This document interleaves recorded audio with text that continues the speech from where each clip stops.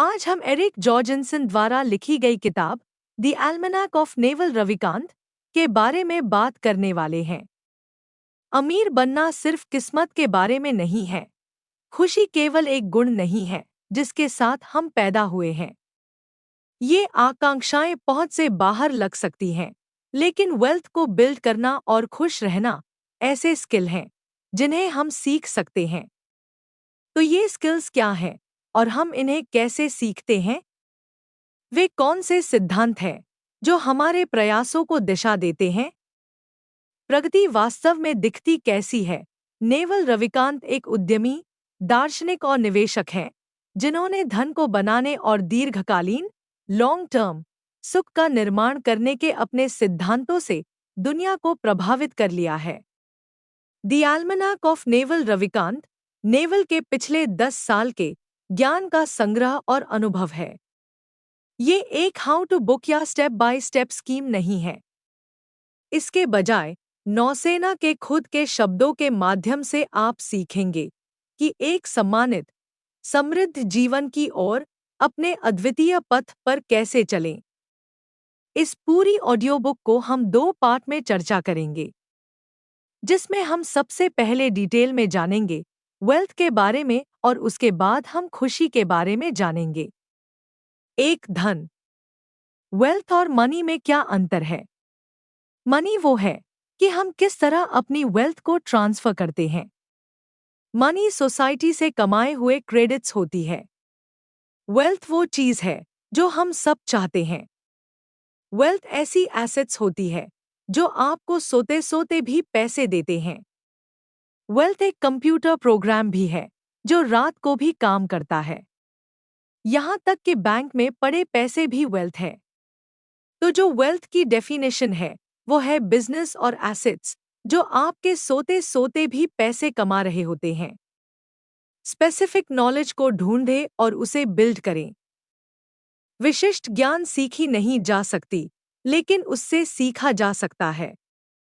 जब naval specific knowledge की बात करते हैं तो उनका मतलब है कि वो चीज़ जानना जो आप अपने बचपन या अपने टीन्स में बिना किसी प्रयास के कर रहे।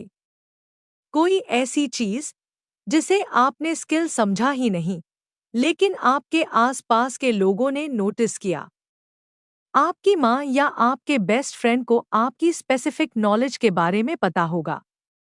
विशिष्ट ज्ञान एक संयोजन है आपकी यूनिक आदतों का जो आपके डीएनए में है, आपकी अनूठी, यूनिक परवरिश का और आपका इन सभी चीज़ों के लिए प्रतिक्रिया का। ये आपकी व्यक्तित्व और पहचान के अंदर मिली होती है। पहला इंसान जिसने नेवल की विशिष्ट ज्ञान को पॉइंट आउट किया था वो थी उनकी माँ। ये वो समय था जब नेवल 16 साल के और वो अपने दोस्तों को कह रहे थे कि वो एक एस्ट्रोफिजिसिस्ट बनेंगे और उनकी माँ ने कहा, नहीं, तुम बिजनेस में जाओगे। नेवल ने कहा, ये मेरी मम्मी क्या कह रही है, मैं बिजनेस में जाऊंगा। उनकी माँ को पता था कि वो क्या कह रही थी, क्योंकि उन्होंने अपने बेटे को बिल्कुल पास से नोटिस किया था। स्पेसिफिक नॉलेज अपने अंदर के टैलेंट को और अपनी जेन्युइन क्यूरियोसिटी को परस्यू करके आती है। ये ऐसा नहीं है कि जो भी करियर ट्रेंडी हो उसमें चले गए या जो भी बिजनेस इन्वेस्टर्स कह रहे हैं उसमें चले गए। अगर आपने कभी अपने पैसे को इन्वेस्ट किया है या फिर कभी फाइनेंस के बारे में कुछ पढ़ा है तो आप इस शब्द के सामने जरूर आए होंगे, कंपाउंडिंग। कंपाउंड इंटरेस्ट सिर्फ फाइनेंस की दुनिया में ही नहीं बल्कि जिंदगी की हर जगह पर इस्तेमाल होता है। जिंदगी में सारे रिटर्न्स, चाहे ज्ञान में हो, रिश्तों में हो या वेल्थ में हो, कंपाउंड इंटरेस्ट से ही आते हैं। इसके सबूत के लिए आप समाज के सबसे बड़े रोल्स को देख सकते हैं कि क्यों कोई इतनी बड़ी कंपनी का सीईओ है या कोई इतने करोड़ रुपए को कैसे संभाल रहा है। इसका जवाब है कि लोग उन पर विश्वास करते हैं। उनके ऊपर इसलिए विश्वास किया जाता है क्योंकि उन्होंने जो रिश्ते बनाए हैं वो कंपाउंड हो गई है, मतलब 10 गुना या 20 गुना हो गई है। जवाबदेही, अकाउंटेबिलिटी लेना। अमीर बनने के लिए आपको लेवरेज की जरूरत होगी। लेवरेज श्रम हो सकता है, पैसा हो सकता है, कोड या मीडिया हो सकता है। लेकिन इनमें से काफी सारी चीजें लोगों को आपको देनी पड़ेगी। इनमें से कुछ चीजें, जैसे लेबर या कैपिटल को लेने के लिए आपको लोगों को विश्वास दिलाना होगा, और यहीं पर जवाबदेही का कंसेप्ट आता है। जवाबदेही एक दो धारी तलवार के जैसी है। जब चीजें अच्छी चलती है तो आप क्रेडिट ले सकते हैं, लेकिन अगर चीजें सही से नहीं चलती तो आपको असफलता को अपने नाम पर लेना होगा। मतलब सब नेगेटिव आपको ही सुनना पड़ेगा। हम अब भी अपने नाम पर पब्लिक में फेल ना होने के लिए सोशली हार्ड वायर्ड हैं।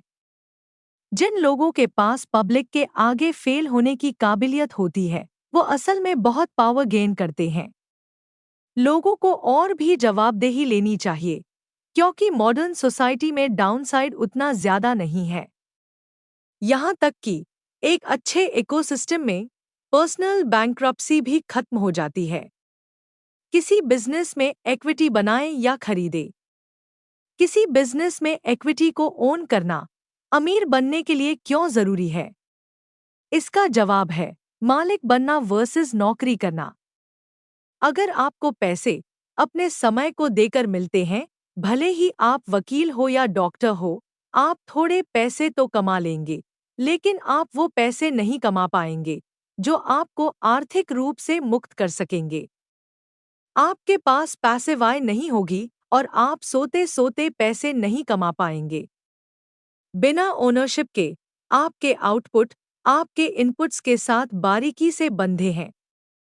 लगभग हर सैलरी जॉब, जिनमें भले ही ज्यादा सैलरी हो, जैसे वकील या डॉक्टर, आप तब भी जितने घंटे काम करेंगे, आपको उतने ही पैसे मिलेंगे। अगर आप उन डॉक्टर्स को देखते हैं जो अमीर हुए हैं, हमारा मतलब असली अमीर, वो इसलिए हुए हैं क्योंकि उन्होंने एक बिजनेस ओपन किया है, उन्होंने अब निजी प्रैक्टिस शुरू कर दी है, और या फिर वो किसी तरह का मेडिकल डिवाइस बनाते हैं या कोई बौद्धिक संपदा, इंटेलेक्चुअल प्रॉपर्टी बनाते हैं। लेवरेज करने की स्थिति ढूंढे। हम अनलिमिटेड लेवरेज की उम्र में रह रहे हैं, और अगर आप अपनी वास्तविक जिज्ञासा को फॉलो करेंगे, तब आप बहुत पैसे कमा सकते हैं। अपनी वास्तविक बौद्धिक जिज्ञासा, इंटेलेक्चुअल क्यूरियोसिटी को फॉलो करना आपके करियर के लिए ज्यादा अच्छा है, ना कि उस चीज को फॉलो करना जो कि आज पैसे बना कर दे रही है। आपको कुछ ऐसी चीज करनी आना चाहिए जब वो मांग, डिमांड में होगी और दूसरे लोग उसे करना नहीं जानते हो। कुछ ऐसे उत्पाद या सेवा के बारे में सोचें जो समाज को चाहिए, लेकिन उन्हें ये नहीं पता कि उसे पाएं कैसे। जैसे 2007 में स्टीव जॉब्स ने देखा कि लोगों को स्मार्टफोन की जरूरत है, लेकिन लोगों को ये नहीं पता कि उसे बनाएं कैसे। आप बस अपनी स्किल को डेवलप करते रहें और उस समय का इंतजार करें जब दुनिया में कुछ नया आए। उन्हें जिस स्किल की जरूरत है वो आपके पास हो। आप तब तक अपना नाम और अपना ब्रांड यूट्यूब पे, ट्विटर पे, इंस्टाग्राम पर बनाओ, क्योंकि जब समय आएगा तब आप उसी चीज को मैक्सिमम लेवरेज के साथ कर पाएंगे। लेवरेज के 3 ब्रॉड क्लासेस है। लेवरेज का पहला रूप है श्रम, जहां दूसरे लोग आपके लिए काम करते हैं। ये सबसे पुरानी फॉर्म ऑफ लेवरेज है और इस मॉडर्न वर्ल्ड में उतनी ज्यादा अच्छी नहीं है। दूसरे लोगों को मैनेज करना बहुत मुश्किल है, इसके लिए बहुत अच्छी लीडरशिप स्किल्स की जरूरत होती है। दूसरा लेवरेज मनी लेवरेज का एक अच्छा फॉर्म है। इसका मतलब है कि जब आप कोई भी फैसला लेते हैं तो आप उसे पैसे से मल्टीप्लाई करते हैं। पैसे को मैनेज करना लोगों को मैनेज करने से आसान है। और लेवरेज का अंतिम रूप है सबसे लोकतांत्रिक, डेमोक्रेटिक रूप ये है जिनको दोहराने में पैसे नहीं लगते। इसके अंदर किताबें, मीडिया, मूवीज, कोड आते हैं। एक डेवलपर ने ऐप बनाया और अब वो हमेशा के लिए चलता ही जा रहा है। एक यूट्यूबर ने वीडियो एक बार बनाया और अब उसे करोड़ों लोग देख रहे हैं। बेचना सीखो, बनाना सीखो। अगर आप दोनों कर सकते हैं, तो आपको कोई नहीं रोक सकता। ये दोनों दो अलग अलग श्रेणियां हैं। एक है उत्पाद बनाना, ये मुश्किल है। इसके अंदर डिजाइन आ सकता है, डेवलपमेंट आ सकता है, मैन्युफैक्चरिंग आ सकती है। हर एक इंडस्ट्री में बिल्डर की परिभाषा अलग होती है। जैसे टेक इंडस्ट्री में सीटीओ होता है, लॉन्ड्री बिजनेस में वो होता है जो कि लॉन्ड्री सर्विस दे रहा है। दूसरी श्रेणी है बिक्री। बेचना एक काफी बड़ी टर्म है। बेचने का मतलब सिर्फ ग्राहकों को बेचना ही नहीं होता। इसका मतलब मार्केटिंग भी हो सकता है। इसका मतलब बातचीत करना भी हो सकता है। ये एक बड़े छाते के जैसा है। दो मौलिक खेल होते हैं जो लोग अपनी जिंदगी में खेलते हैं। पहला है पैसों का खेल। मनी गेम लोग इसलिए खेलते हैं क्योंकि पैसा आपकी सारी समस्या तो सॉल्व नहीं करता, लेकिन वो आपकी मनी प्रॉब्लम सॉल्व करता है। लेकिन उसी समय काफी सारे लोग जो अंदर ही अंदर ये मानते हैं कि वो पैसे नहीं कमा सकते, वो कोई भी वेल्थ क्रिएशन होने देना ही नहीं चाहते, तो वो पूरी एंटरप्राइज को अटैक करके कहते हैं कि पैसा कमाना बेकार है, हमें ये सब नहीं करना चाहिए। लेकिन वो दूसरा गेम खेल रहे होते हैं जिसे स्टेटस गेम कहते हैं। स्टेटस एक जीरो सम गेम है, मतलब इससे किसी को फायदा नहीं होता। ये काफी पुराना गेम है। हम इसे जंगलों के समय से खेलते आ रहे हैं। कौन नंबर 1 आया, कौन नंबर 2 आया, कौन नंबर 3 आया, और नंबर 3 को नंबर 2 पर जाने के लिए नंबर 2 को हटाना होगा। स्टेटस गेम में दिक्कत यह है कि आपको जीतने के लिए किसी और को नीचे गिराना पड़ता है। ऐसा काम ढूंढो जो खेल की तरह लगे। हम शिकारी की तरह जीते थे और तब हम सब अपने लिए काम करते थे। लेकिन कृषि आने के बाद हम धीरे धीरे स्टेटस गेम में घुसने लगे। औद्योगिक क्रांति, इंडस्ट्रियल रेवोल्यूशन और फैक्ट्रीज ने हमें और श्रेणीबद्ध, हायरार्कियल बना दिया, क्योंकि हर इंसान तो अपनी फैक्ट्री नहीं चला सकता। लेकिन अब इंटरनेट की वजह से हम उसी समय में फिर से वापस जा रहे हैं, जहां ज्यादा से ज्यादा लोग खुद के लिए काम कर सकते हैं। आपका पैसे के लिए प्यार, पैसा सारे फसाद की जड़ नहीं है। पैसे में कोई बुरी बात ही नहीं है। लेकिन पैसे से प्यार करना और बस पैसे की ही रट लगाकर बैठना बुरा है। ये इसलिए बुरा नहीं है कि आपको समाज क्या कहेगा। ये आपके लिए बुरा है। पैसे से प्यार करना इसलिए बुरा है क्योंकि ये प्यार कभी खत्म नहीं होगा। अगर आप पैसे से प्यार करते हैं और आप उसे कमा लेते हैं, तब आपके लिए कभी काफी नहीं होगा। आपके पास कभी इनफ इसलिए नहीं होगा क्योंकि ये जो पैसों की चाह है, वो किसी नंबर पर जाकर खत्म नहीं होती है। जब आप पैसे कमाते हैं, तब आप और पैसे चाहते हैं, और फिर आपको डर लगता है कि कहीं आप वो पैसे खो ना दें। इस पैसे के कांस्टेंट प्यार से दूर रहने का सबसे अच्छा तरीका है, जब जब आप पैसे कमाते हैं, तब तब अपनी लाइफस्टाइल को अपग्रेड ना करना। 2. खुशी। हम हमेशा इसमें फंसे रहते हैं कि हमें ये चाहिए या हमें वो चाहिए। खुशी एक ऐसी स्टेट है जहां कुछ भी मिसिंग नहीं होता। मतलब आपको जो भी चाहिए, जितना चाहिए, वो आपके पास होता है। जब आपके पास कुछ भी मिसिंग नहीं होता, तब आपका दिमाग शांत हो जाता है और बीते हुए कल पर पछतावा करना और आने वाले कल के लिए प्लान बनाना बंद कर देता है। लोग गलती से ये मानते हैं कि खुशी का मतलब सकारात्मक विचार और सकारात्मक कार्य होता है, लेकिन ऐसा नहीं है। खुशी सकारात्मक विचारों के बारे में नहीं है, ये ना ही नकारात्मक विचार के बारे में है। खुशी का मतलब इच्छाओं का ना होना है, खासकर बाहरी चीजों की इच्छाओं का।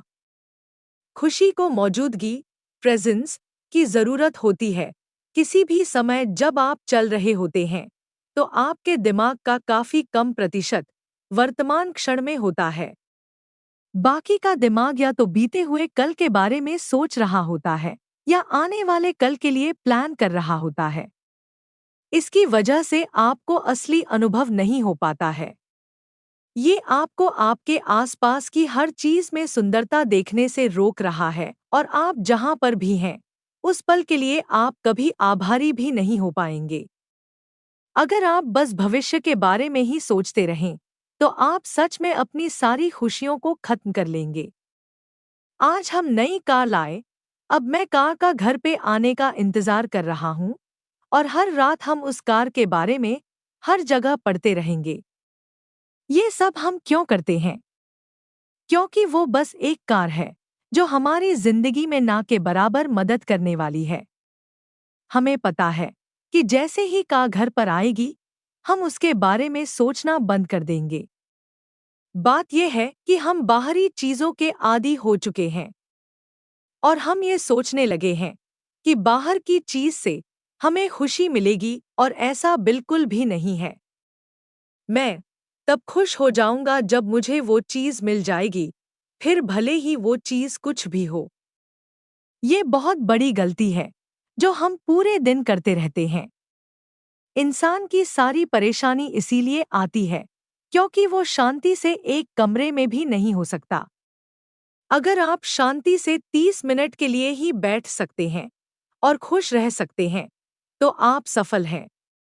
ये काफी ताकतवर जगह होती है, लेकिन यहाँ पर कुछ ही लोग पहुंच पाते हैं। अगर आप अंदर और बाहर शांत हैं, तो इसकी वजह से आपको खुशी मिलेगी। मुझे ऐसा नहीं लगता कि जिंदगी मुश्किल है, बल्कि हमने इसे मुश्किल बना दिया है। नेवल के लिए जलन के इमोशन से ऊपर उठना काफी मुश्किल था। ये एक जहरीला इमोशन है क्योंकि दिन के अंत में आपको जलन से छुटकारा नहीं मिला और आप जिसे देखकर जल रहे हैं, उसे भी कोई फर्क नहीं पड़ा। वो आज भी सफल है और अच्छे दिख रहे हैं। खुशी भी एक स्किल है, जैसे न्यूट्रिशन एक स्किल है, डाइटिंग एक स्किल है, फिट होना स्किल है, पैसे कमाना स्किल है। वैसे ही खुशी भी एक स्किल है। ये वो चीज नहीं है जिसके साथ आप पैदा होते हैं। अब कोई खुशी की स्किल को कैसे बिल्ड कर सकता है? आप अच्छी आदतें बना सकती हैं और वो आपको खुशी देने में मदद करेंगे। चीनी ना खाना आपके मूड को स्थिर, स्टेबल रख सकता है। अल्कोहल ना पीना आपके मूड को और स्टेबल कर सकता है। और हाँ, वीडियो गेम खेलना आपको अभी तो खुशी दे सकता है, लेकिन लॉन्ग टर्म देखा जाए तो वो आपकी खुशी को खराब कर रहा है। मुख्य बात यह है कि आपको अपनी उन बुरी आदतों को अच्छी आदतों के साथ बदलना होगा जिन्हें आप बिना सोचे समझे करते हैं। दिन के अंत में आप अपनी आदतों का और जिनके साथ आप सबसे ज्यादा समय बिताते हैं, उसका एक संयोजन, कॉम्बिनेशन है।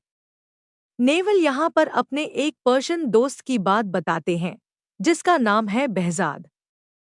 वो जिंदगी से बहुत प्यार करता है और वो उन लोगों के साथ बिल्कुल भी बात नहीं करता जो खुश नहीं रहते। अगर आप behzad से पूछेंगे कि उसका सीक्रेट क्या है, तो वो कहेंगे कि क्यों पूछना बंद करो और वाह बोलना शुरू करो। दुनिया इतनी गजब की जगह है। हम इंसान हर चीज को हल्के में लेते हैं। देखो, अभी मैं और आप क्या कर रहे हैं। हम सब अपने घर पर हैं, छत के नीचे हैं। आप ये समरी पढ़ रहे हैं। हम दोनों तो दो बंदर होते जो किसी जंगल में बैठकर सूरज को डूबते हुए देख रहे होते। अगर आप प्रेजेंट मोमेंट में रहेंगे, तो आप ये देख पाएंगे कि हमारे पास हर समय कितने सारे गिफ्ट्स हैं। हमें बस यही करना है। यहाँ पर नेवल अपनी आदतें बताते हैं जिनसे उन्हें खुशी हासिल करने में मदद मिली। सबसे पहली आदत है ध्यान। ध्यान का उद्देश्य है कि दिमाग कैसे काम करता है। ध्यान का बस सरल सा मतलब है कि हर एक पल के बारे में जागरूक रहना। मतलब अगर आप चल रहे हैं तो चलने पर ध्यान देना। नेवल ये भी कहते हैं कि हर रोज वर्कआउट करने से वो और ज्यादा खुश इंसान बन गए। अगर आपके पास शरीर की शांति है तो दिमाग को शांत करने में आसानी होगी। अब हम लोग आदतें कैसे बदल सकते हैं? एक आदत को लें, उसके लिए इच्छाएं बनाएं, उसे विजुअलाइज करें, उसके लिए एक रास्ता परिभाषित करें। नीड्स, ट्रिगर्स और सब्स्टिट्यूट्स को आइडेंटिफाई करें। अपने दोस्तों को बताएं और बहुत ज्यादा ट्रैक करें। जिंदगी की किसी भी स्थिति में हमारे पास 3 चॉइसेस होती है, या तो आप उस स्थिति को बदल सकते हैं, या आप उसे स्वीकार कर सकते हैं, और या आप उसे छोड़ सकते हैं। अगर आप उस स्थिति को बदल सकते हैं तो वो एक इच्छा होगी। जब तक आप उस स्थिति को बदलेंगे नहीं, तब तक वो आपको पीड़ित करेगी। उदाहरण के लिए, अगर कोई गरीब है तो वो अमीर बनने की इच्छा करेगा, और जब तक वो अपनी हालात को बदल नहीं देता, वो तब तक पीड़ित ही रहेगा। जो अच्छा विकल्प नहीं है वो है कि बैठकर ये विश करना कि आप इस स्थिति को बदलेंगे लेकिन उससे नहीं बदलना। आप उसे छोड़ना चाहते हैं लेकिन छोड़ नहीं पा रहे हो। जो वाक्यांश नेवल उपयोग करते हैं वो बस एक ही शब्द है, स्वीकार करें। तो स्वीकृति होती कैसी है? ये बिल्कुल ठीक है कि आपने जो किया है उसका क्या रिजल्ट होगा। हमें हर समय वो नहीं मिलता जो हम चाहते हैं, लेकिन कभी कभी ये बेस्ट के लिए हो रहा होता है। जैसा गीता में लिखा है, जो भी हो रहा है अच्छे के लिए हो रहा है। एक्सेप्टेंस के एटीट्यूड को पाना काफी मुश्किल है। तो यहाँ पर नेवल अपने कुछ हैक शेयर करते हैं जिनसे उन्हें स्थितियों को स्वीकार करने में काफी मदद मिली। पहला हैक है पीछे मुड़कर देखना। मतलब जब आप पर पहले ऐसी स्थिति आई थी तो उसके बाद क्या हुआ था? पिछली बार जब आप बिजनेस में फेल हुए तब क्या हुआ? पिछली बार जब आपको स्वास्थ्य समस्याएं हुई तब क्या हुआ? आप उस स्थिति से आई सुधार और विकास को देख सकते हैं। वो एक और हैक बताते हैं। जब कोई बुरी स्थिति आती है तब वो अपने आप से पूछते हैं, किस स्थिति में क्या सकारात्मक है? ज्यादातर हर एक स्थिति में सकारात्मक होता है। अगर आप किसी स्थिति में पॉजिटिव नहीं ढूंढ पा रहे हैं, तब आप अपने आप से ये कह सकते हैं कि अब यूनिवर्स मुझे कुछ नया सिखाने वाले है। अब मुझे शांति से उसकी बात सुननी है। ध्यान करना इतना शक्तिशाली क्यों है? आपकी सांसें उन जगहों में से एक है जहां पर आपका automatic nervous system voluntary nervous system से मिलता है। ये अनैच्छिक है, लेकिन आप इसे कंट्रोल भी कर सकते हैं। ध्यान दिमाग के लिए इंटरमिटेंट फास्टिंग है। जैसे ज्यादा शुगर से बॉडी हैवी हो जाती है, वैसे ही ज्यादा डिस्ट्रैक्शन से माइंड भी हैवी हो जाता है। जब हम अकेले, अबाधित, अनडिस्ट्रैक्टेड अवस्था में समय बिताते हैं तो इसकी वजह से हम मेंटली फैट से फिट हो जाते हैं। यहाँ पर नेवल एक लाइफ हैक देते हैं। जब बिस्तर में हो तब ध्यान करो। या तो गहरा ध्यान होगा या आप सो जाएंगे। दोनों चीजों से फायदा है। 3 आदत। मैं विशिष्ट लक्ष्यों स्पेसिफिक गोल्स में विश्वास नहीं करता। स्कॉट एडम्स कहते हैं, सिस्टम सेटअप करो, गोल नहीं। अपने जजमेंट को ये पता लगाने के लिए इस्तेमाल करें कि किस तरीके के एनवायरनमेंट में आप आगे बढ़ सकते हैं, और फिर वैसा ही एनवायरनमेंट अपने आसपास बनाएं जिसकी वजह से आप स्टैटिस्टिकली सक्सीड हो। नेवल कहते हैं, वो ग्रह के सबसे सफल इंसान नहीं बन पाएंगे और ना ही वो बनना चाहते हैं। वो बस अपना सबसे सफल वर्जन बनना चाहते हैं। वो इस तरीके से जीना चाहते हैं कि अगर उनकी जिंदगी 1000 बार खेले तो उसमें से 999 बार नेवल सफल रहे। वो अरबती नहीं है, लेकिन वो हर समय अच्छा करते हैं।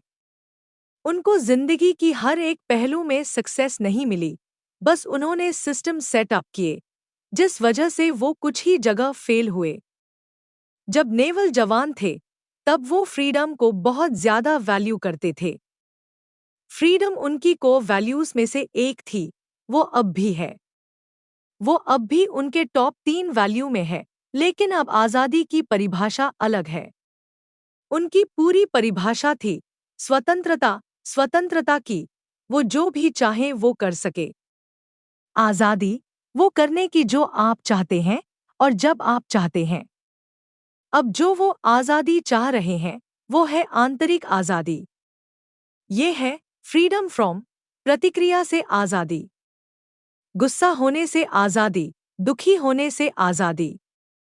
अब वो फ्रीडम फ्रॉम ढूंढ रहे हैं, लेकिन वो पहले फ्रीडम टू ढूंढ रहे थे।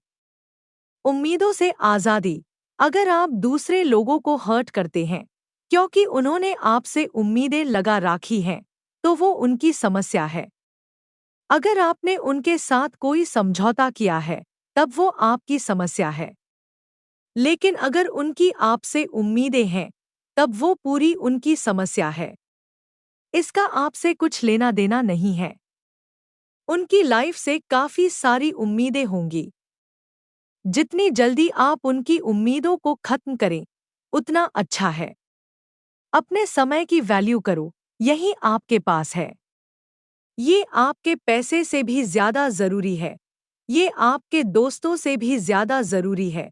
ये हर एक चीज से ज्यादा जरूरी है। अपने समय को बर्बाद मत करो। इसका मतलब ये नहीं है कि आप रिलैक्स नहीं कर सकते। जब तक आप वो कर रहे हैं जो आप चाहते हैं, तब तक वो एक समय की बर्बादी नहीं है। लेकिन अगर आप अपना समय उन चीजों को करने में खर्च नहीं कर रहे हैं जो आप चाहते हैं, और ना ही आप कुछ कमा रहे हैं और ना ही कुछ सीख रहे हैं, तो आप कर क्या रहे हैं? दूसरे लोगों को खुश करने में अपना समय खर्च न करें। गुस्से से आज़ादी, गुस्सा क्या है? गुस्सा सिचुएशन के ऊपर से कंट्रोल के ना होने का मतलब है। गुस्सा एक कॉन्ट्रैक्ट है जो आप फिजिकल और मेंटल पेन में रहने के लिए अपने साथ करते हैं, वो भी तब तक जब तक सिचुएशन बदल नहीं जाती। अनियंत्रित सोच से आज़ादी, एक बड़ी आदत जिस पे नेवल काम कर रहे हैं, वो है अपने मंकी माइंड को बंद करना। जब हम बच्चे थे, तब हम एक ब्लैंक स्टेट में थे। हम ज्यादातर प्रेजेंट में रहते हैं। हम ऐसी जगह रहते हैं जिसे नेवल रियल वर्ल्ड कहते हैं। बड़े होने से ख्वाहिशों की शुरुआत हुई। आप काफी ज्यादा सोचने लगे, एक पहचान बनाने लगे और एक अहम भी बनाने लगे। अगर आप कहीं जाते हैं और वहां पर 1000 लोग हैं, एक दिया हुआ समय पर सब अपने से बात कर रहे होंगे। वो जिस भी चीज को देख रहे हैं, उसे लगातार जज भी कर रहे होंगे। वो फैंटेसी की दुनिया में जी रहे होते हैं कि कल क्या होने वाला है। ये समस्या हल करते समय तो अच्छा हो सकता है, लेकिन नेवल कहते हैं कि ये हमारी खुशी के लिए काफी बेकार है। नेवल के लिए मन एक सेवक और उपकरण होना चाहिए, ना कि एक मास्टर। उनका मंकी माइंड उन्हें 24/7 कंट्रोल और ड्राइव ना करे। जीवन का अर्थ, ये काफी बड़ा सवाल है कि जिंदगी का मकसद और मतलब क्या है। ये बड़ा सवाल है, इसलिए नेवल ने इसके 2 जवाब दिए। पहला जवाब ये कि ये पर्सनल है। आपको अपना मतलब खुद ढूंढना पड़ेगा। किसी भी तरीके का ज्ञान आपको कोई भी देता हो, चाहे बुद्धा या नेवल, आपको नॉनसेंस ही लगेगा। इसलिए आपको ये खुद ढूंढना पड़ेगा। तो जवाब जरूर नहीं है, सवाल जरूर है। आपको वहीं पर बैठकर सवाल को खोदना पड़ेगा। जब आपको वो जवाब मिलेगा जिसके साथ आप खुश हैं, तब वो आपकी लाइफ से रिलेटेड होगा। दूसरा जवाब ये कि लाइफ का कोई मतलब नहीं है, जीवन का कोई उद्देश्य नहीं है। ओशो कहते थे, ये पानी पे लिखने जैसा या रेत पर घर बनाने जैसा है। आप जो भी करेंगे वो खत्म हो जाएगा, जैसे कि ये ग्रह मिट जाएगा। यहाँ तक के कि ग्रुप जो मंगल को कॉलोनाइज करेगा, वो भी मिट जाएगा। कोई भी आपको कुछ पीढ़ी बाद याद नहीं रखने वाला। भले ही आप एक कलाकार हो, एक कवि हो या कोई भी, इसका कोई भी मतलब नहीं है। और भी ऐसी ऑडियो बुक के लिए हमारे चैनल को लाइक, कमेंट, शेयर और सब्सक्राइब जरूर करें। धन्यवाद।